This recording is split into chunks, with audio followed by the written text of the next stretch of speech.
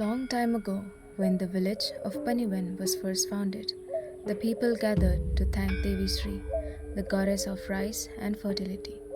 Even today, in the lush green hills of Paniwen, that sacred tradition lives on, a ritual of prayer, unity, and hope. Keleman itu dari kata kelem atau menenggelamkan.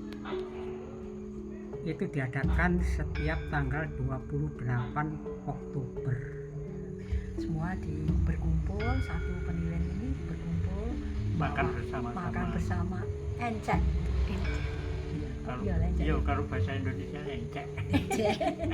Encek. Sebelum membuka encek itu ada ibadah apa menurut iman Kristen ya, Kristiani gitu ya. Setelah itu ada doa syafaat untuk permohonan hujan, sekaligus juga doa untuk membuka enceknya itu. Jadi dibuka dengan doa.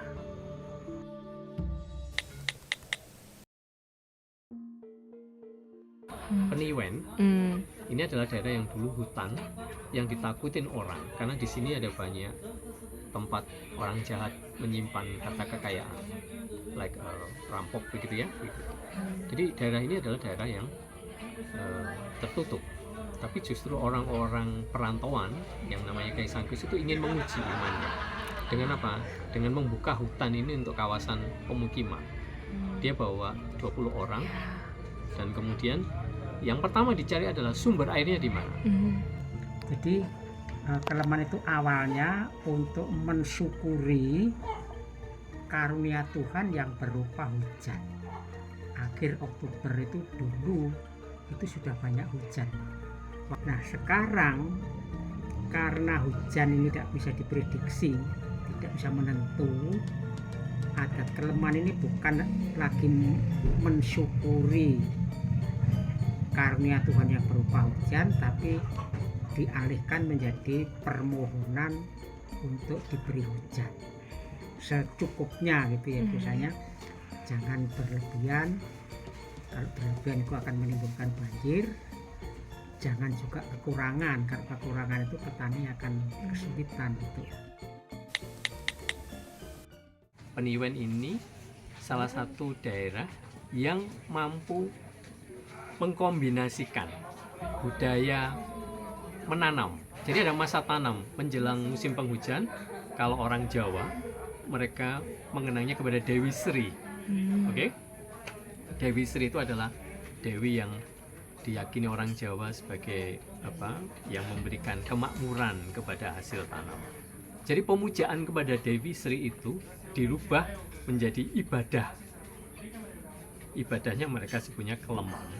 Bahwa Tuhan Allah itu adalah Allah yang maha kuasa, Allah yang hidup, yang mendengarkan dan mampu mengabulkan permintaan permohonan dari umatnya.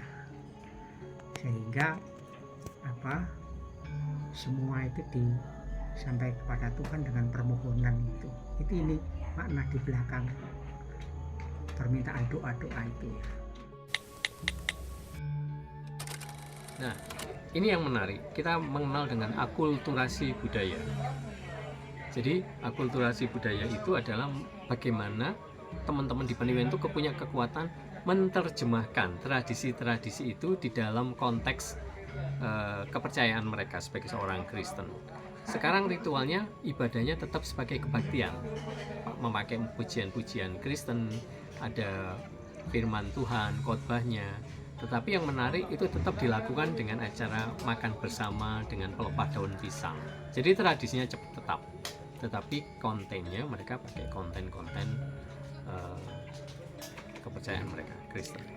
Ini sebenarnya kekuatan dari Paniwen itu yang tidak diatur di dalam liturgi kepercayaannya, tetapi ini local wisdom, mereka menggabungkannya. Sekarang ini mereka 90% mereka Kristen, tapi mereka adalah masyarakat yang sudah open mind. Jadi di sini ada kelompok Muslim, kelompok kalau Hindu saya kurang tahu, tetapi yang saya tahu kelompok Muslim, dan mereka kemudian berinteraksi secara harmonis. di Peniwen. Untuk kegiatan-kegiatan bersih desa, Keleman, itu menjadi kegiatan desa. Jadi itu pelaksananya bukan di gereja, tapi pelaksananya di balai desa, kadang di sawah, begitu. Sehingga itu diikuti oleh semua. Waktu ritual ya memang yang Kristen menyanyi, berdoa, tetapi yang lainnya biasanya ikut. Ikutnya ya, yang setahu saya mereka ikutnya ya, ikut makan bersamanya.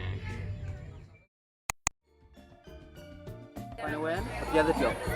Heroic. Yang baik. Paniwen, ayan tayo Obun means warm. Nyaman. Beautiful. Amazing. Parampara, meaning tradition.